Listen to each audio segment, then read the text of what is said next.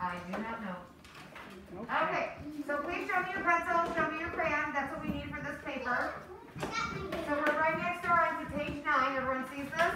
Yeah. All right, so this week we were talking a little bit about the meaning of things. And there's clues inside of a sentence to help you understand the meaning of what a word is. Because have you ever read something and you think, I have no idea what that is? Right? Have you ever had that happen to you before? Yeah. It happens to me too. I'm reading something I think, I have no idea what that even is. So, if you look in the sentence sometimes, you can find some little clues that might help you figure out what that word means. So, Juliana, can you take a seat so everyone can see behind you? All right. So it says, listen to the sentence. Okay? We're going to look at the picture as well. Pictures help us, and different words in a sentence help us. So we're going to use these pictures to give us clues for the word that's underlined. Okay? Evelyn, you ready? I need your eyes up here and your listening ears are turned on. Turn them on. Eyes up here.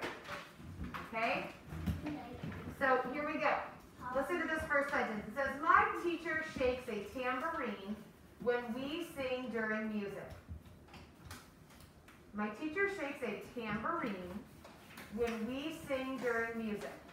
Yeah. So this word that's underlined, tambourine. Can you say that word?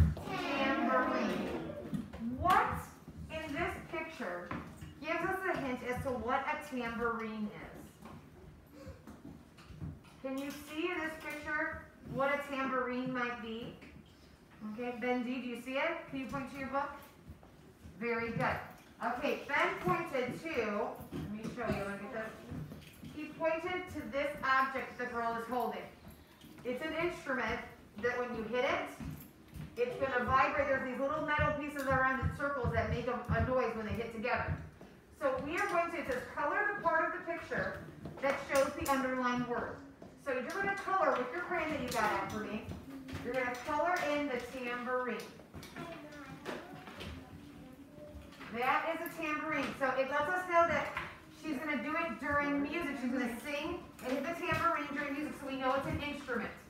So we know that when we look at the picture, she is holding an instrument that must be the tambourine, right? All right, very good. So only color the tambourine.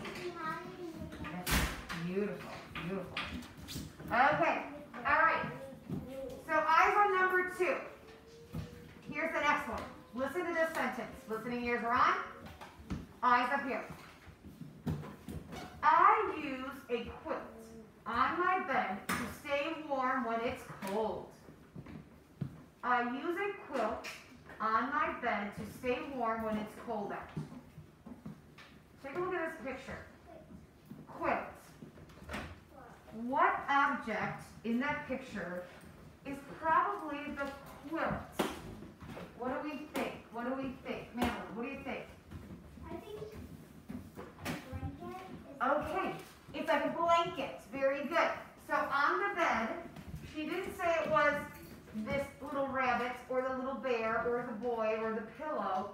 She said it's this blanket because that's something you would use to put on you to stay warm, correct?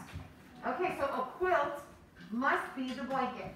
So that is right. We're going to color in the blanket, the whole blanket. So color it in with your crayon, please. The blanket.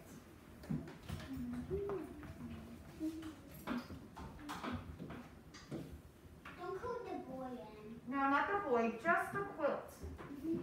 Just the quilt. That would be like a blanket. That's what we're coloring in. Just that part. So that's the only part, that's the quilt. Okay, we got that. Blanket? Okay. You're supposed to be playing in the quilt normally. We're not playing the quilt. You got the quilt? Okay. All right, eyes back up here on number 3. All right, number 3. Listen to the sentence. Listening ears on. Eyes up here. Raul uses the rake to make a pile of leaves. Raul uses the rake to make a pile of leaves. What if this picture describes what a pile is? Where is there a pile? What do you think, Victoria? A pile means like it's easy so you can pick up and go so can you point to your picture where the pile is? Very good. Okay, so Victoria said she pointed to the leaves. So it's like a big mound, a big hill looking of leaves. Okay, so that's a pile. You put things on top of one another when you make a pile, right? So all these leaves, that's what we're going to color, because that is a huge pile of leaves, all stacked and put on raked on top of one another. So that's what we're coloring.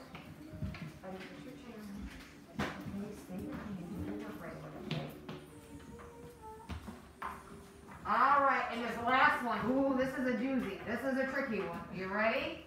This is a big one. A doozy means, oh, it's going to be a hard one. As my mom would say, it's a doozy. Okay, you ready? Okay, listen up. Ella grabbed her umbrella to stay dry from the precipitation. That's a big word. Can you say precipitation? Say it. Oh, that's a hard word. Okay, so let me read it again. Ella grabbed her umbrella to stay dry from the precipitation. What in that picture is precipitation?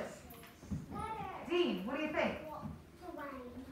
All of the rain. So another word for rain, for water falling from the sky, is precipitation.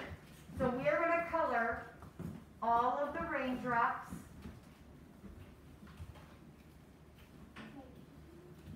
And you can even color that water that's on the ground there, because that's all the precipitation that fell from the sky. All right, very good.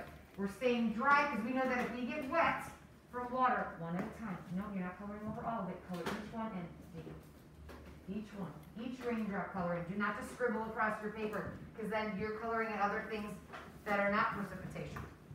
Take your time. Do not rush.